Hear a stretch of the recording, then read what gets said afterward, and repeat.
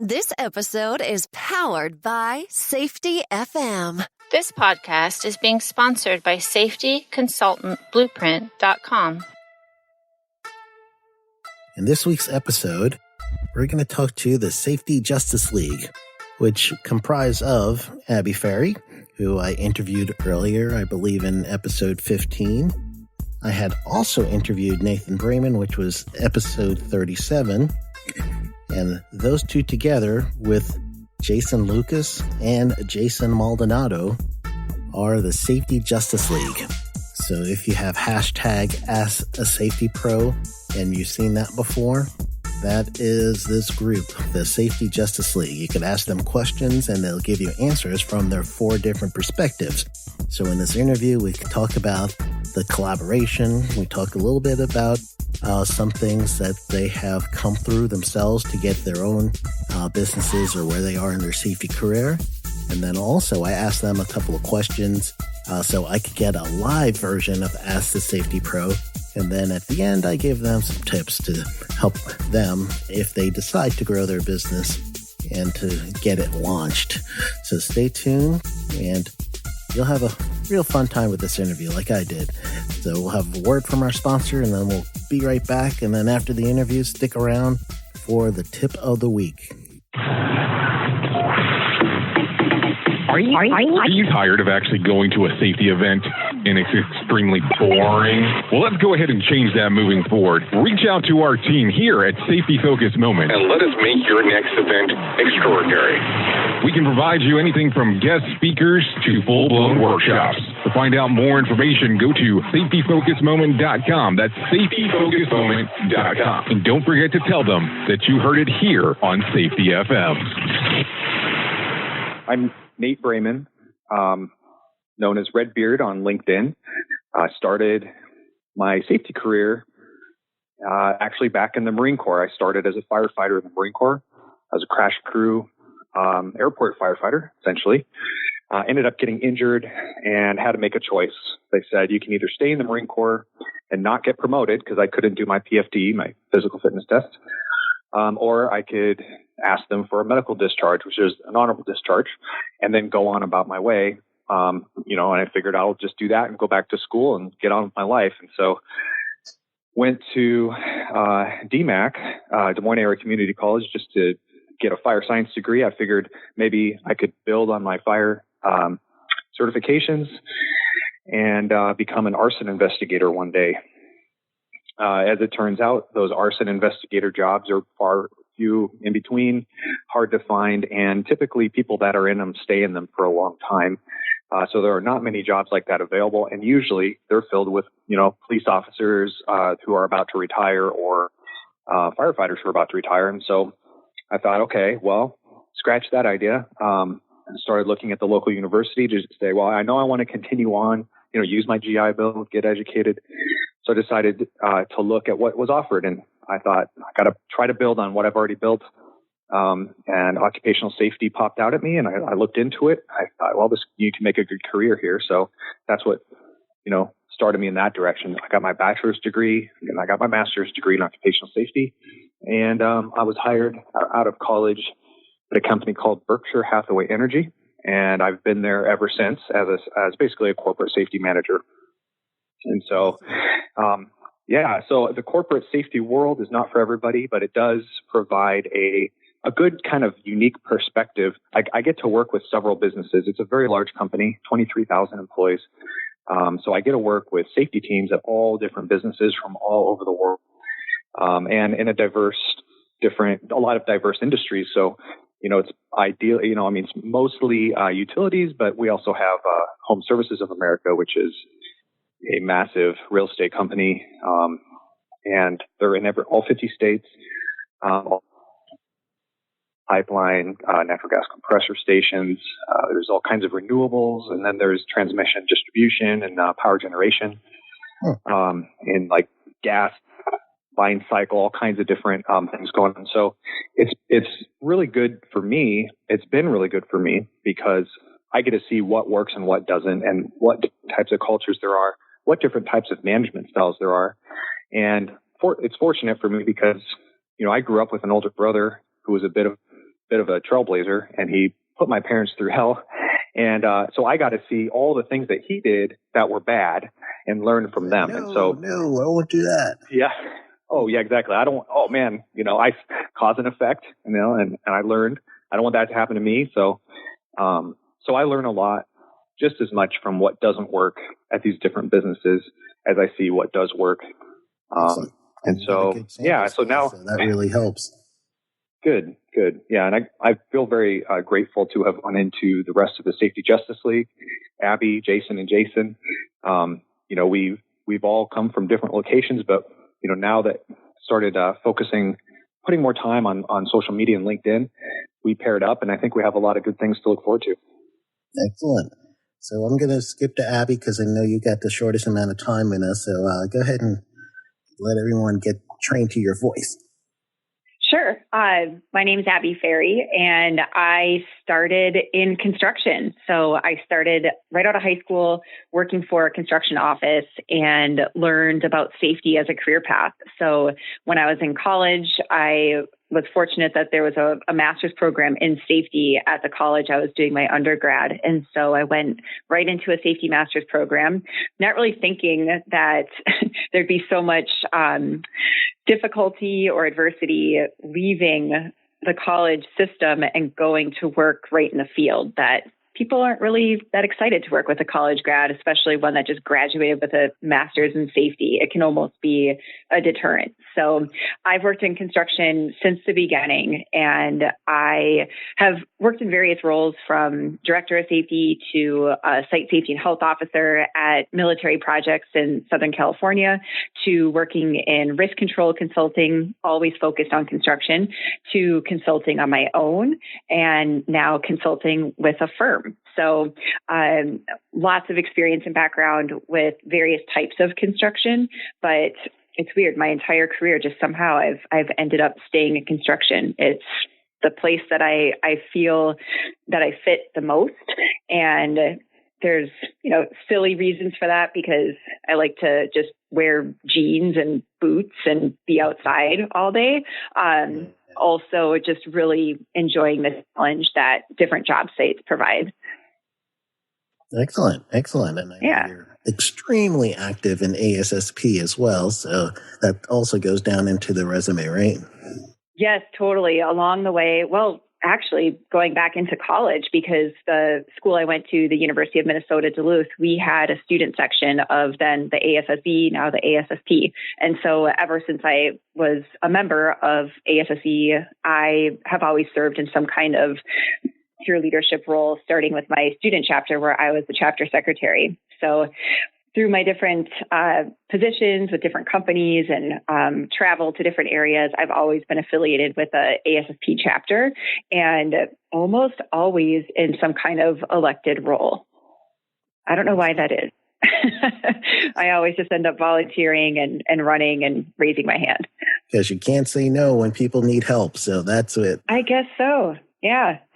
Yeah, awesome. Well, hey, since I had Jason M first, so Lucas, you're going to have to be last, because you should have went before Nathan, right? Because you were on before Nathan, so I should have got that in. Nate, sorry. But Jason M, Mr. Maldonado, sure. Go ahead and tell us a little bit about yourself. Yeah, so I'm Jason Maldonado. I've been in safety about 16 years now. And, it's been kind of a wild ride for me. I started in the Air Force, and the version of safety that I was exposed to there was very regimented, very rule-based, as you can probably imagine, very order and directive-based. And I got out and went into construction. And I was able to, I was very blessed to work for a really large company and get a mentor in that company in that very first project that I was working on, who just really took me under his wing and taught me kind of a different way to look at things. And from there, I've bounced around, jumped around, and done a whole bunch of different things. I've worked in power transmission, distribution, generation. I've worked in manufacturing, both in food and industrial manufacturing. I worked in chemical plants, just a whole lot of different things, different areas of the country. And I feel very blessed to have gotten to see all those. Currently working in manufacturing. And it's a little slower pace, so I'm with Abby. I miss the pace of the construction and just the feel of it, and being outdoors and having fun all day. But my passion, as I've gotten a few years into this career, is really spreading the messages and the learnings that I've developed over the years, and getting those things out to people, because I didn't. My mentor passed away a few years ago, and after that, I didn't really have anybody that I could reach out to until I found these guys. But I wanted to kind of give that back, and so my goal lately has been to write, to put out video content, to put out books, and do things that'll help people that are where I have been in the past. So it's kind of me in a nutshell. Excellent. So, Mr. Lucas, give us a little bit about yourself. All right. Well, I'm from deep in the south of Texas, in the Houston area. Former Marine myself, just like Nate. I did not come in through college. I actually was a hydroblaster and a chemical cleaner and a vacuum truck operator until I moved into project management and industrial services. My path to safety came with an incident that I saw a friend of mine get hurt. I thought, hey, I could probably help with this a little bit. And so I went to the ownership of the company I happened to be working with at the time, asked them if I could roll into safety. They were kind enough to let me roll just full time into safety. So I was able to get started there. I had to go through some years of being a safety cop to learn how to be more of a mentor, be more of a coach. Went through that for quite a while, and now I'm happy to be in a mentoring stage. I've been in oil and gas refineries and chemical plants for the majority of my career, from when I was in project management, consulting as a safety consultant with my own little consulting firm. Working for crane companies, working for rental companies, all types of different things, but all really centered towards servicing oil and gas refineries and chemical plants. I'm also the creator of the social media Safety Minute content that you see on LinkedIn and other social sites. And I was very happy to get together with these guys and start something fresh and something new. And I am the Superman of the group. All right. That sounds awesome. Hey, Sheldon. Yeah, go ahead. Yeah, talking about nerding out a little bit, there's a book called The Hagakure, which is The Way of the Samurai. And I really like one of the things that Jason Lucas just said was that, and sometimes you have to go down the path to know it's not the right one, And in the Hagakure, it's broken up by like these little stories, and one of the stories in it is a guy who's looking to hire somebody and he's trying to decide who to hire, and he has two choices. And one of the guys had never made a mistake and was like perfect, and then the other guy, he had made all kinds of mistakes, and the guy decided to hire the guy who made the mistakes because he's the one who's learned from them. So that's what I don't know, just to geek out a little bit on what Jason said that inspired me. You should check out the Hagakure. I think you'd like it. Yeah, no, that's excellent. That's a great point, because generally you see, especially with what I'm hearing as a general thread for you guys, is becoming part of a network, part of a team, part of a social movement, if you will, to help give back. It seems like you're helping people who have made mistakes or are afraid to make mistakes and show them, hey, why don't you ask a safety person? I'll help you out with this one. Or I have done it before. I made this mistake and I could help you out with that. So I think that fits perfectly. Sheldon, I love that.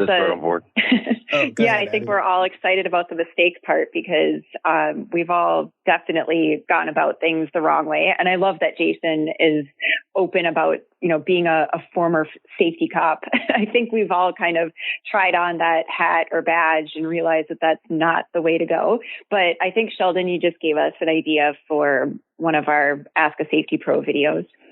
Ooh, I'm all about the idea giving. We're all about the idea taking. So, all right, symbiotic relationship there. No, Well, I was really struck by the idea that you guys had in the Ask to Safety. I've heard that before, and I know formerly Jo had done that when she was, and I believe she's probably still doing that on her own now. But and I've seen Nate on your side. You did the recordable. And is it recordable site for you? So that's a great theme. It seems like people are catching on to that, one person helping the next.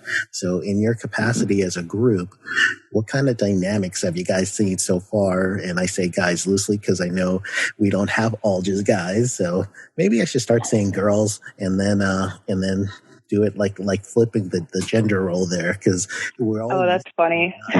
I think I might have to do that. All right, ladies. So that's awesome. Oh, there's so many places we could go with that. Yeah. There we go. So in this case, what does that dynamic do for you? Anybody can jump on that one. Well, this is Jason Lucas. I think that for us, the main thing was engagement. That's what we wanted to start with. Was how do we engage a social community to one, be involved, two, communicate with one another. I'm a big proponent of building a tribe, and I a lot of my posts veer away from safety a little bit for relationship building purposes. But I think as a group, it was our desire to interact, to provide good quality content, and to answer the questions that people would have. And I'm going to leave it to some others to answer. Yeah, I think part of the dynamic that really works is that, we all offer a unique perspective, but it's not the end of all perspectives. And I think people realize that, and the conversations that those little video clips have driven have just been really cool. I mean, I learn stuff from them every time that we put them out from the other people, not necessarily from me because I'm brilliant or something, but the contributions that others put into it is just really cool. And I think a lot of times that, if we hadn't prompted those conversations, it would just go unspoken. And that's kind of a shame because we have so much to share, so much knowledge with everybody. Yeah. And it comes down to a passion. I think if you go to a level deeper, I think that it really comes down to resonate with anybody who is passionate about safety. I think that's the one thing that unites us, the four of us, is that, we've probably put some more thought into these things, seeing as that we are safety professionals and we have been doing this full time for so long. And so, we can provide a little bit of a deeper scoop than what, like maybe a non-safety pro would have. And it allows us to, share the lessons we've learned, the things we've learned from making those mistakes in the past. So, really deeper than anything, I think what I've found in this group, at least, is that there's the one thing that unites us is our passion for safety. Awesome. And for my audience, since we have an international audience as well as a national audience for us in the U.S. that are listening to this group and listening to some of the things that we talk about, sometimes it's OSHA driven or sometimes it's driven on certain industries that you won't see internationally. Is there an international flair that you guys could have as far as Ask a Safety Pro? Because truly safety everywhere. But what's your take on that? And I'll go with Abby since you're going to leave us the quickest. I want to hear you before you're gone. So tell me about your position on that. So I've noticed, and I can't remember off the top of my head now what the topic was, but there was a video that we posted weeks ago that for some reason there was a lot of engagement in the comments from people in Australia. So I think the cool thing about LinkedIn is that there's professionals from all over the world just are already there. So if the topic strikes a chord somewhere, you're going to get comments from people no matter where they are. And I don't think we've really ever focused on OSHA or really any other regulatory agency or rules. I think a lot of what we do, and the guys have alluded to it, is we talk about our perspective and also just talk in a real way. we could talk about regulations, we could talk about specific theories, but I think the value is that we talk about things just in a real way about how things are working for us day to day even. And I think that there's a lot of power in just talking real like that and having good conversations. But I think there is an opportunity for sure. Not for me, because I do not speak any other languages, at least not well, or at least not to speak about safety. I mean, I can order drinks and food in multiple languages, but that's not going to be valuable for Ask a Safety Pro. But I think there would be value in bringing in bilingual speakers or people that speak other languages, or maybe somehow translating some of our videos once we get a library going. I think there's a lot that could be done there. All right. Anyone else on that one? That's going to hop in as she was talking. Maybe something else popped up in your mind. Yeah, I think the important thing to remember is, at least what I believe, is that there's a very important element of safety, and that is psychology, human psychology. And a lot of where I, draw my inspiration from is understanding, how the human mind works. For example, there was a study by Harvard recently that found that humans are distracted 47% of the time. Huh? And I'm sorry, I didn't hear you. So, yeah. Sorry. Yeah, exactly. And, I've read another statistic that is when you're speaking to an audience. So right now, I don't know what your audience is, but, as people listen to this, only about 1/3 of your audience is really paying attention at any given time. And so if you understand those things, it can help you understand some of the, for example, communication. If I believe that learning is the heart of safety. It's the most important thing we can do, because you have to learn about your problems in order to fix them. The worst problems are the ones we don't know about. Well, how do you learn? You have to communicate. And so how do you communicate, right? So it's important to understand, this psychology of the human mind and how to communicate effectively to them. And humans are humans. It doesn't matter what country. They're all human, and we all have that in common. We're all distracted a lot of the time. So, yeah. Oh, well, excellent.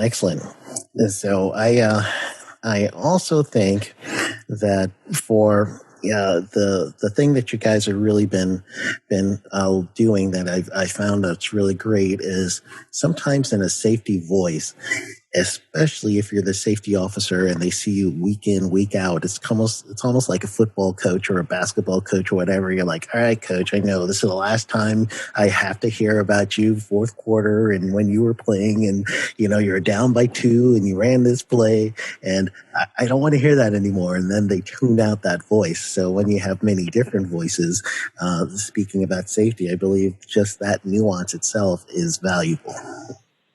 Yeah, and I think one of the other things that we try to bring to it is just, I think Abby's talked about this before when we've been talking together, and it's, there's so much that's serious about what we do, and nobody's arguing about that. But you know what? When we're on LinkedIn and we're conversing, we're having a friendly debate or whatever, we want to have fun, because if it's not fun, people go away, and I think that creates a divide between safety and the worker, and that's not what we're after. We're, again, real people, and we're going to crack jokes. We're going to be a little goofy about things.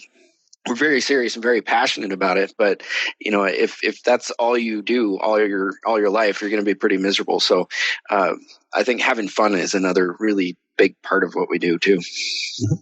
Well, you could tell by the name that you guys are into fun, right? Absolutely. No, that moniker that was actually given to us, so I'm not gonna. We can't take the full credit for Safety Justice League as a whole. That was actually Kyle Kruger. We had posted our first Ask a Safety Pro video, and Kyle Kruger's comment on LinkedIn was, you guys put out such great content by yourselves, but together y'all are like a Safety Justice League, and the name stuck. And since then, we've, created a website. We've got all types of stuff that has to do with that name. So thanks to Kyle Kruger for coming up with a really cool name. Yeah, that works really well. And I don't know if you guys breaking off any money to DC, and you might have to start, checking the copyright stuff. Radio silence. We're nobody. I mean, honestly, there's probably other entities out there that use the term Justice League. And I think if you're doing parody or adding something to it, I think we're good. I think you're good. I'm messing with you. I just like to hear the panic. Okay, good. See, when I got I hope you heard it, because it was pretty clear on our end. It was loud silence. Yes, we were there with you. Yeah. Well, I do have like a few other things that I was going through my mind as I was trying to prepare for you guys. So, in the idea of truly setting this thing up, you had a whole bunch of other things that you had to work in, and that was just the logistics part of setting up a website. And it seems like, Nathan, you did a lot of that from what I could tell. Am I correct in that with the Wix site? Yeah, that's true. I just kind of it's kind of funny because once the name came up, I started thinking about it, and I've been kind of dipping my hand into the world of marketing, and that's an alien world to me, marketing. So it's good to kind of start digging in and understanding how that works. And then the first time I heard Safety Justice League was through Jason in a comment. I actually didn't know it came from Carl Kruger. That's really cool. But then as soon as he said that, it planted a seed. It started growing in my mind. I'm like, we got to buy this domain because somebody else, as soon as we say it and it gets out there, someone's going to buy the domain and then try to sell it to us for whatever, some ridiculous sum of money. So, So I just thought, okay, I'll just buy the domain just in case, And then since I was sitting on the domain, once we started getting a little more serious and started meeting and talking a lot more, I thought, you know what, I'll just throw the website together. And I did it in about, 3 hours. I just threw it together and then slowly been making improvements to it. Yeah. And I'm a domain. That's actually one of the coolest parts about our group that I like, because each one of us have taken on a different little role to make it successful. You've got Nathan who jumped in. He immediately created the Wix site and the website. You got Jason Maldonado who immediately created the YouTube channel. You got Abby who immediately started creating all those really cool graphics that look like comic books. And then I edit the videos to put them up. So, the ideas for all the questions come from whoever has a really good question they want to get answered, or from people who watch the videos and say, hey y'all, this would be a great question for y'all. So everybody's kind of grabbing their own little piece and handling their own little part of it to make sure that it's not a burden on any one person, which I really enjoy. That's the best part, is that it's the stuff that we kind of naturally gravitated to, either because we're good at it or want to do more of it or learn. And it doesn't make this a burden every week. Like, some people might look at it like, wow, you guys are posting a video every single week. But the thing is I think all four of us were really no stranger to just doing a selfie video or doing something on social media. So it's stuff that we were already doing, but now we just get to do it together. And I think for me, that's a super fun part, is I'm not just out there solo. Well, sometimes I am out there solo, just posting stuff on social media, but it's cool to be part of a collective that's doing it together. And I'm always so surprised when I see the video come together, because I always am thinking someone's going to say the same thing, or someone's going to it's not going to work, but we don't bounce the videos off of each other and then come up with a final product. We come up with the question, we each answer the question, and then the video just gets clipped together. So it's always cool to see just how cohesive it ends up being and how different everyone's perspectives are. So I think that collaboration is really just the theme of the group and what makes me just think it's awesome. I love it. Yeah, I actually got that feedback. I was talking to Phil LeDuc on the phone last night, actually. And he brought it up. He said, that's what makes you guys so special, is that, you're all alike enough, but you're so different that you complement each other.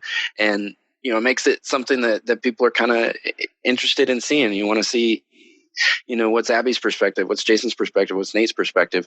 And like Abby said, I don't know if it's magic or whatever, but it comes together and it complements, and it's just a really cool thing. I've learned so much just by being a part of this group, and kind of broadened my horizons. And I think that's what we're after for everybody, Excellent. Now, I got to ask a safety pro question. I'm going to have you guys do round robin on me here. So here's my question. Let's say I was working in a company. I was probably, let's say, double digits. Let's give myself 10 years in a company, and I've moved up the ranks to middle management where I am probably a shift supervisor. Let's add that. So now they told me, Sheldon, we love you. However, Friday afternoon, I get the call that says, Sheldon, on Monday, we're moving you to safety because now we need a safety person. So my question to the safety pro, what should be my top 3 things I should deal with without knowing previously anything about safety except maybe the monthly safety meeting that we have to do, tailgate meetings. And now I'm told I'm going to be in charge of safety.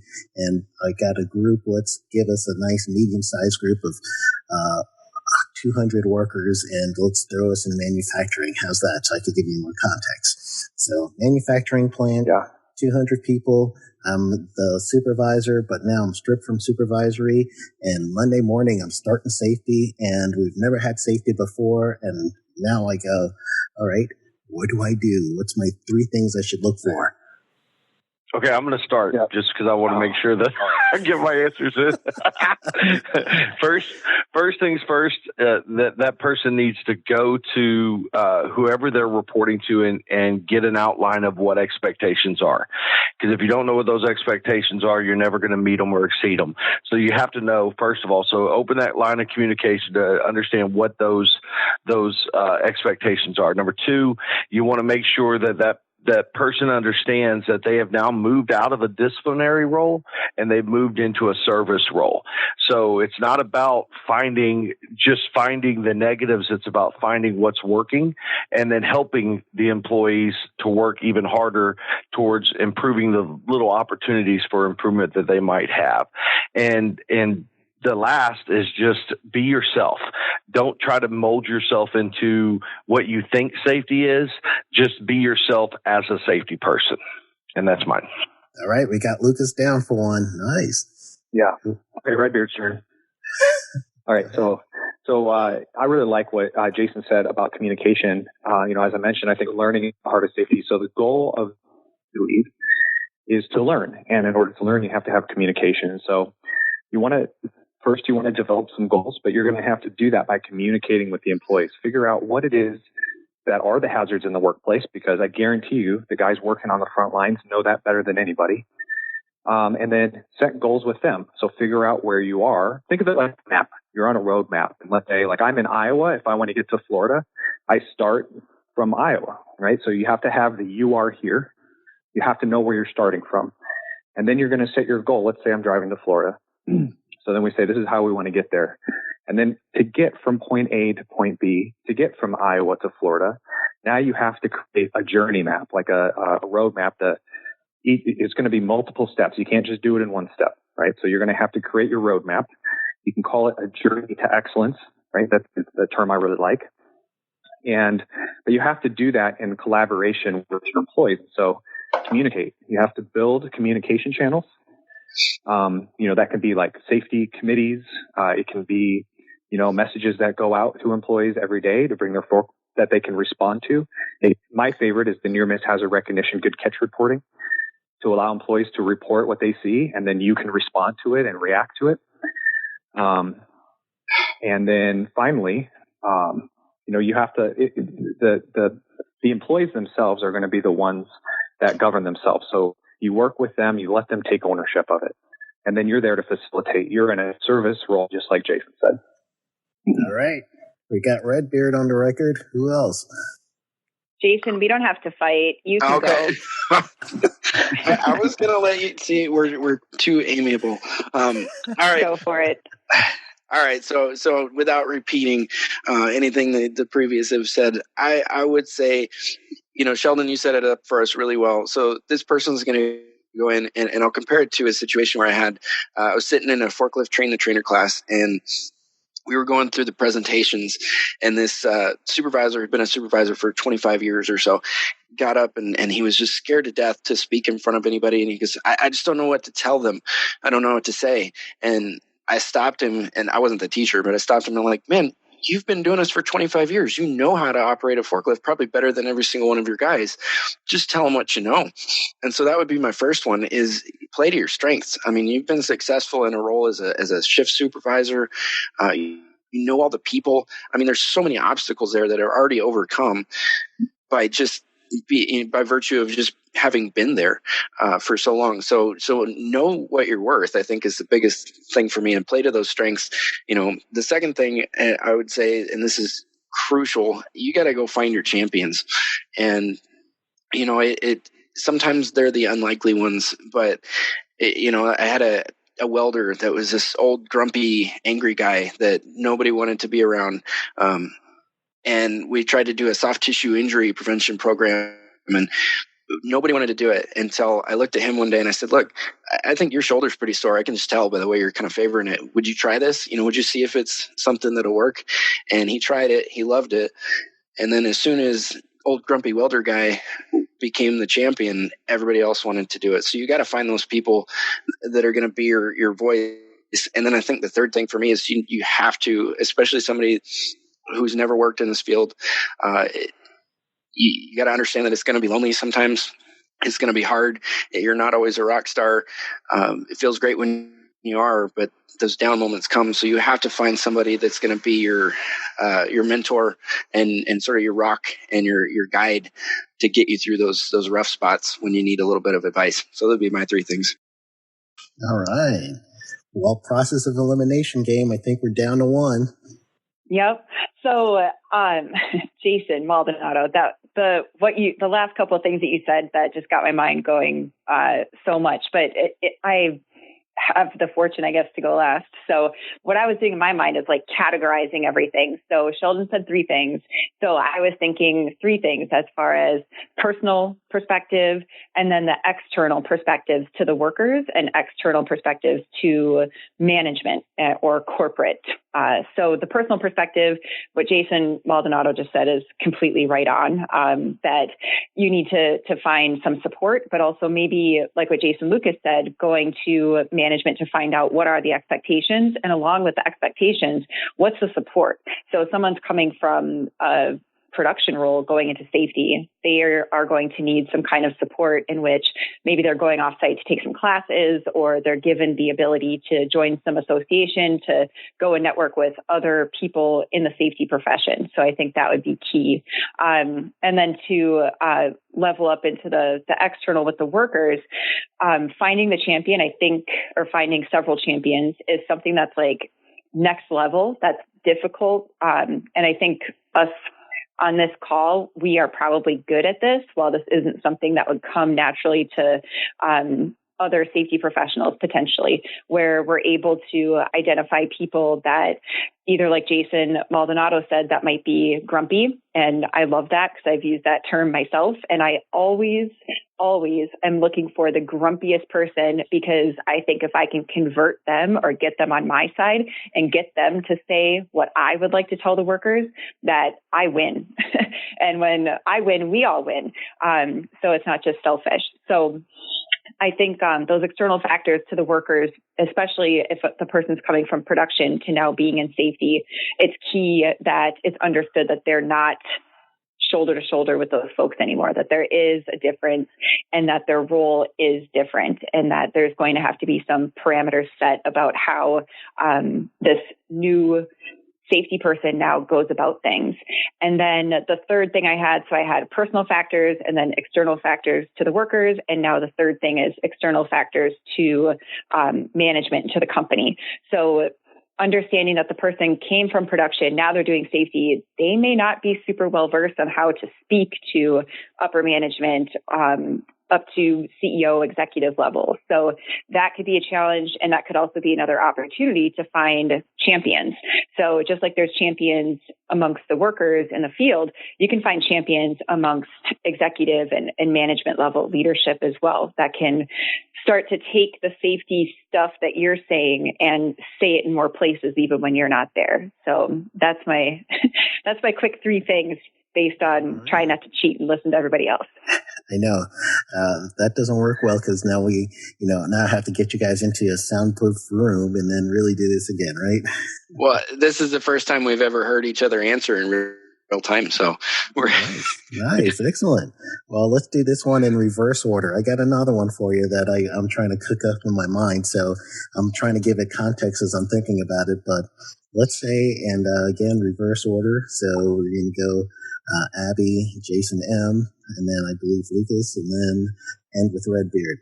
So as we are, let's say you guys are now given the role of being the lead person in a OSHA informal conference. So you had a violation. So let's say it's one of these violations that's a common one. One of the most common violations is probably, construction falls as, number one, right? And then when you're working down at manufacturing, one of their number ones is HAZCOM. So let's say that you ended up in a construction site and they're going through, they do a focus inspection. And for those of you that don't know what a focus inspection is, you can actually ask OSHA for a focus inspection if you have someone who is the person who's in charge of the site, and they have pretty much said, well, subpart C in 1926 in construction, we do all of this, I'm in charge of it, and I make sure that it's done. Then you could request from OSHA to do a focus inspection, and they're only going to look at the focus 4 things, which is fall, struck by, caught in, and electrocutions.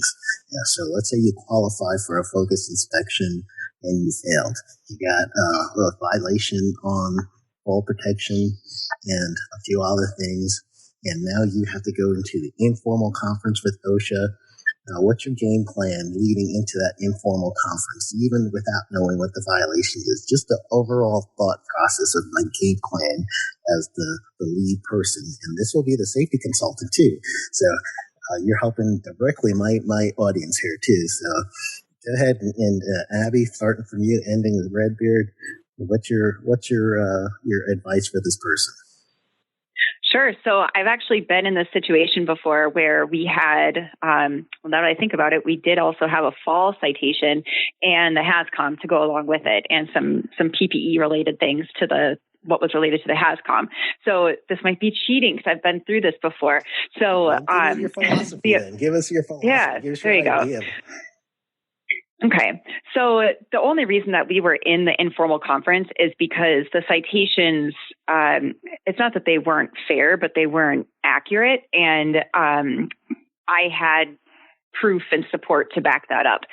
If it was a situation where the citations were such that we didn't have that immediate, we can fight this, then maybe we wouldn't fight it, or we would appeal it in a formal manner. So I think before you even engage in an informal conference, that you've already done some strategy and thought process on formal versus informal. So in the informal, you want to make sure that you're not taking a contentious approach, that you're gathering your facts. So you have your facts and you're basically supporting your case for why the citation should either be deleted or otherwise removed, or negotiated down to a lower classification or lower dollar amount. So it's kind of like an opportunity to pretend that you're an attorney preparing for trial is kind of how I looked at it. But also that when you do get into that room, that you're not so much, what's the right word? You're not pontificating, and just really trying to stick it to somebody, but that it's more of a collaborative and educational opportunity. In the cases that I was involved in the past, it truly was an opportunity to educate the compliance officer. So that is what I had to do. So taking an education standpoint, I think is a good way, at least for me, to have that mindset to approach an informal conference. All right. I got a ringer. Nice one. Good one. All right. So I guess I'm up. And I actually have been in this situation as well. Much like Abby's, I would take a very legal approach. I mean, and it's kind of weird to hear us talk about that because it's not really usually our angle. But it is part of the job. It's something that you have to do. So I have always, I think 3 or 4 times that I've been in this situation, I have always either consulted a company attorney or an outside attorney that's, depending on the size of the citation, obviously. But really, from that point, you go in and figure out what your facts are. Again, educate on the company, talk about your track record, talk about your history of good faith and all those types of things. And then go in and see kind of where their heads are. It's the informal conference, and, talk civilly about it. Again, not contentious, not combative, but laying out the facts that this is who we are. We're not the big evil corporation that's out to kill everybody. And, here's what we do for our employees. We're already or have already fixed this situation, and this is what we'd like to do going forward. That's the way I would approach it. All right, nice. And you even threw in some abatement right there. Excellent. All right, so we're going up to Mr. Lucas. Go ahead, Jason. I'm a firm believer that in trusting that OSHA is a governmental body, and they're kind enough to provide us with all types of things like a field operations manual. Yes. That kind of gives us a exact rundown of what they're looking for, how they're looking for it, and all those things. So in preparation for this, I would probably be pretty well versed in that so that I could come across informed when you're meeting up with them. But I think I'm going to touch on what Abby said really as one of the most vital parts for me is having your facts available, knowing what you do and how you do it, being completely informed on that with the idea of having documentation for those things, because there's nothing worse than to say all these things that you do, and then you have that you do perform, but at the same time, you don't have that documentation to back it up. And so you need to make sure that your company is performing the work that they're saying they're working, that they're documenting things the way that they're saying they're documenting them, and then just being prepared. Because if you're going in there blind, then likelihood is you're going to sign off on a whole bunch of stuff that isn't necessarily true. So you need to know your company inside and out, and it doesn't hurt to know that field operation manual just a little bit as well.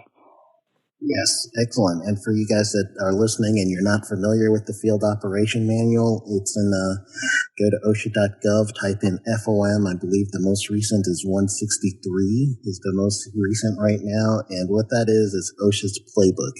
So if you go to chapter 4, 5, and 6, that's going to help you out the most with any kind of informal conference. But any field operation manual, they used to call it FIRM. There was a FIRM, and then there was a field operation manual. But basically, as an OSHA compliance officer, they have to follow those rules, even when they are going to tell you your citation is under certain gravity and everything.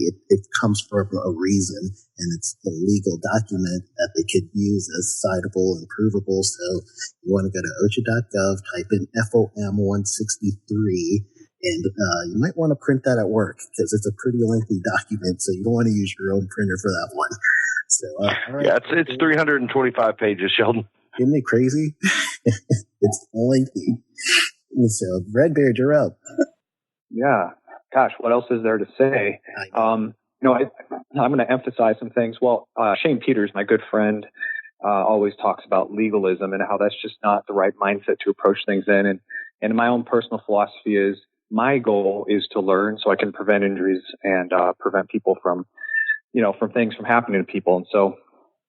And so I would, yes, there is the legal aspect. There is the, you don't want the company to have to pay these fines. You don't want them to have to get these rulings against them. But that's more of like a legal department thing. And, and while it is true that the safety person often has to wear kind of a law person hat, my priority is learning and mitigating those issues or those hazards in the workplace. And so my first and foremost goal, if I'm talking to an OSHA inspector who has said, you have these violations, one is make sure that I've fixed those violations so that my employees are not going to get hurt by them.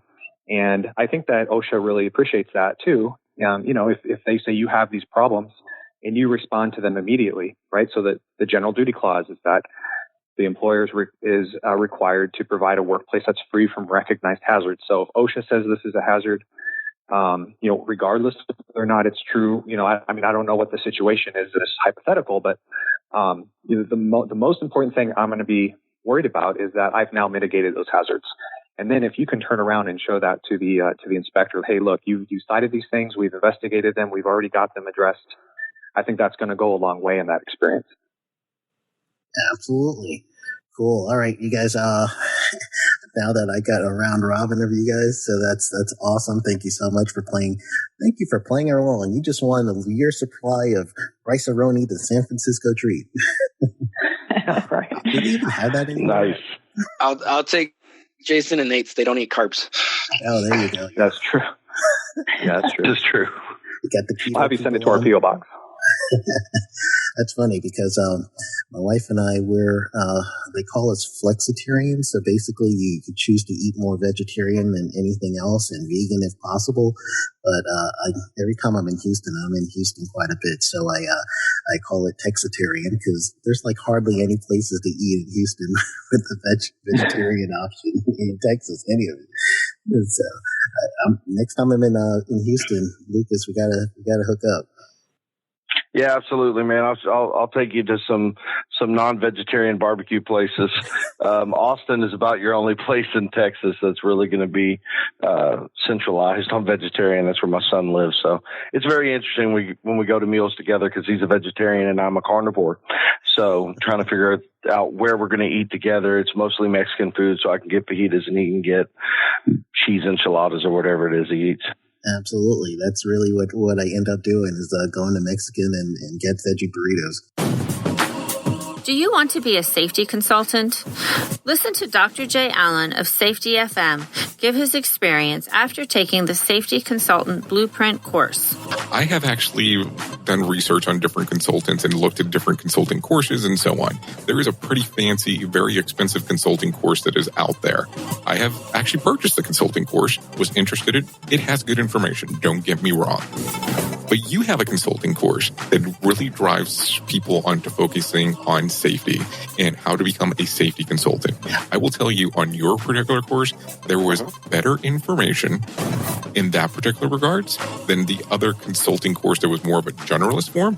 But I felt like I got more information out of yours on you giving people direct path on what to do step by step. But I really think that you have a genuine good product there that can really assist people if they're interested in becoming a safety consultant. Register for the Safety Consultant Blueprint at www.safetyconsultantblueprint.com. Enter code PODCAST for a special discount. Welcome back to the Safety Consultant Podcast. Now, I had fun with that first part of the episode, which was the Safety Justice League. Next week, we'll come back with the conclusion of this interview. So stick around for next week, and you'll get to hear me as I do a consulting call or a consulting conversation with them and give them my advice on some monetizing skills and monetizing traits and things that they could do to help build their business if they so decide to monetize what they have going on right now. So I would first like to thank everyone for listening. If you have not subscribed yet, please subscribe to this podcast on whatever podcast catcher you're listening to us on. If you're listening to me on Apple, then subscribe on iTunes. If it's an Android, then you have several other services like Stitcher and iHeartRadio and everything else. And if you have not yet, please go ahead and download the Safety FM app. And that's where I'm broadcast every day. So if you were listening to Safety FM on your app, you could hear the Safety Consultant Podcast daily there. And each Monday I come out with a new show. So go ahead and get the Safety FM app and listen to all our broadcasts. So you'll have a great time. It's fun to have. It's something new, something great for the safety field, and I'm glad to be part of it. Okay, so the tip of the week comes from one of the questions that I asked, and it kind of got me thinking. So if you were the person who had to switch out of your regular job and you had to go into safety, and this is a thing that you need to do right away, then my tip is you want to get a safety designation. And the best way to do it, and the quickest way to do it, would be actually going in and taking a safety course. I am particular to the COSS course. You could go to coss.net. And the reason why is because I'm an instructor for them. I'm a contract instructor. This is my course that I developed and came out with it. I just really have seen over the years of me doing this, teaching students after students and seeing pretty much the benefit. And you can listen to some of my previous interviews. A lot of my interviews have been with past students, and you can see how well versed they are in safety. So I would go ahead and get a designation, and that would be one of the first things I'd be looking for.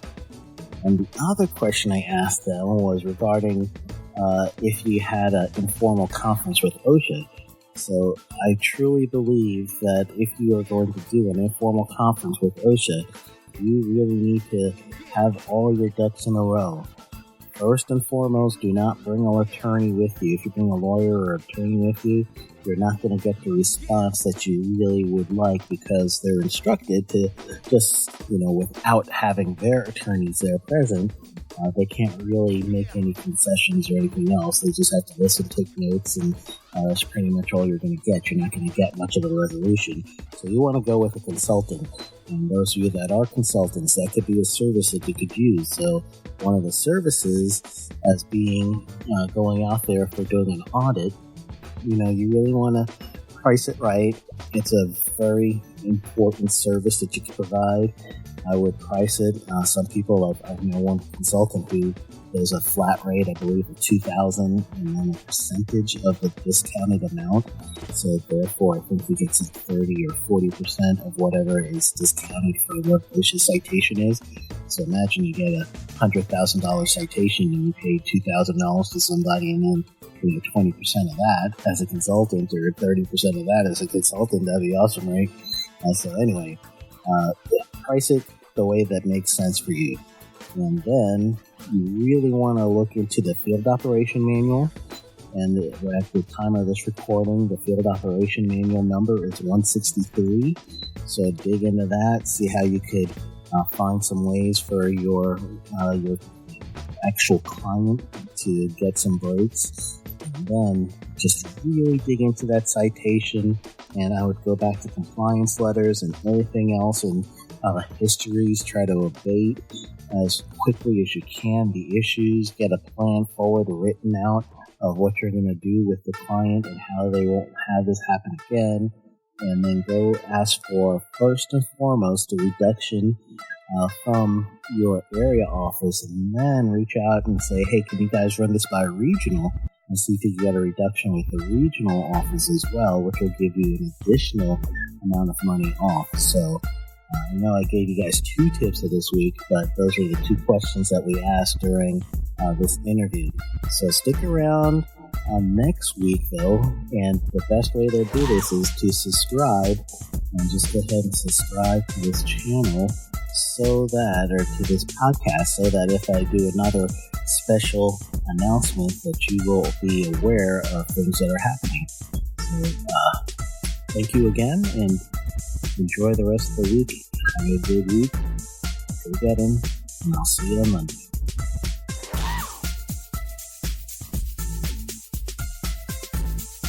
This podcast is being sponsored by SafetyConsultantBlueprint.com.